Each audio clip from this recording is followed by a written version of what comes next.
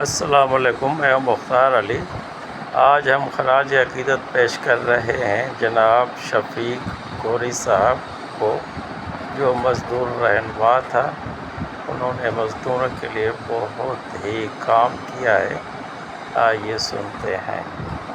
السلام علیکم ناظرین، آج ہم خراج عقیدت پیش کر رہے ہیں ایک ایسی شخصیت کو جنہوں نے اپنی پوری زندگی مزدوروں کے حقوق اور انصاف کی جدوجہد کے لیے وقف کر دی۔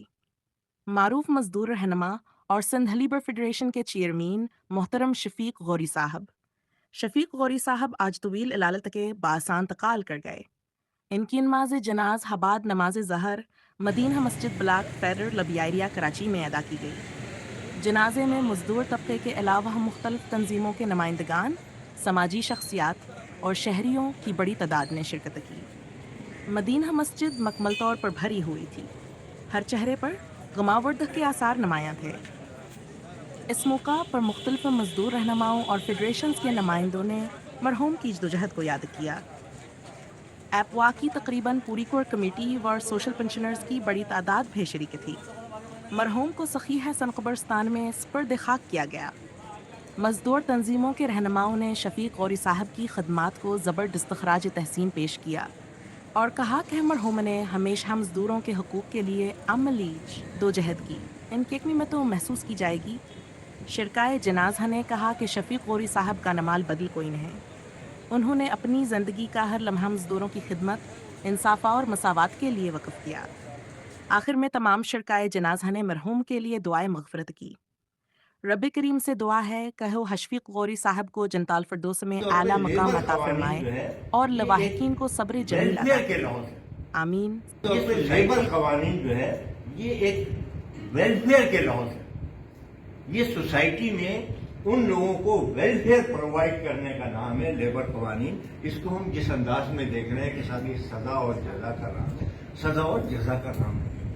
ہم تھوڑا سا ذرا اگر پیچھے کی طرف جائیں، ہسٹری کو اگر پیچھے دیکھیں تو بنیادی طور پر جب پوری دنیا میں زرعی معاشرہ تبدیل ہو رہا تھا صنعتی معاشرے، ہماری ایگریرین سوسائٹی 18ویں صدی کے اندر جب تبدیل ہو کے صنعتی معاشرے کی طرف گئی، تو صنعتی معاشرے میں جو صنعت کار تھا، وہ صنعت کار کہاں سے آیا؟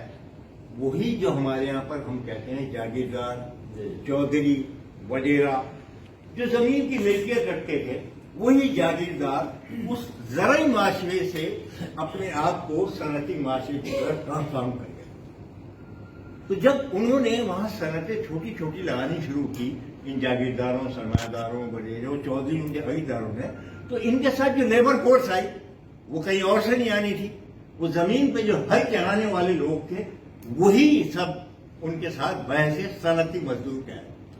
تو وہ وہاں جو مائنڈ سیٹ تھا دونوں طرف کا، ایک حاکم اور ایک محکوم، وہی مائنڈ سیٹ زرعی معاشرے سے ٹرانسفر ہوا صنعتی معاشرے میں۔ تو کافی طویل عرصے تک وہ جو مزدور اور محنت کش طبقہ تھا، وہ یہی سمجھتا رہا کہ ہم آج بھی غلامانہ انداز میں کام کر رہے ہیں۔ وہ اسی غلامانہ طرز انداز میں ابتدائی جو ہمارا اس پوری دنیا میں صنعتی نظام کی جو شروعات ہوئی، اسی انداز میں ہوئی کہ وہ اپنے آپ کو غلام تصور کرتے ہیں۔ 18 گھنٹے ورکنگ آورز ہوا کرتے تھے، کوئی چھٹی نہیں ہوا کرتی تھی، کسی قسم کی طبی سہولیات نہیں ہوا کر سکتی تھی، کوئی طے شدہ تنخواہ نہیں ہوا کرتی تھی۔ لیکن آخر جموں ٹوٹا تو 1886 میں آپ لوگ واقف ہوں گے یوم مئی کا واقعہ۔ یوم مئی کے واقعے کے پیچھے کیا پس منظر تھا؟ اس کا پس منظر یہی تھا کہ کام کے اوقات، ہمارے کام کے اوقات فکس ہوئے تھے۔ اس پر 1886 میں جو تحریک چلی، اس کے نتیجے میں یہ یوم مئی آج جو پوری دنیا میں عالمی یوم مزدور منایا جاتا ہے۔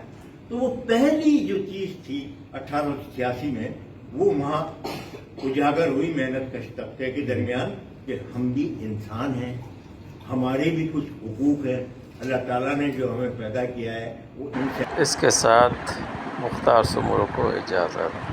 خدا حافظ۔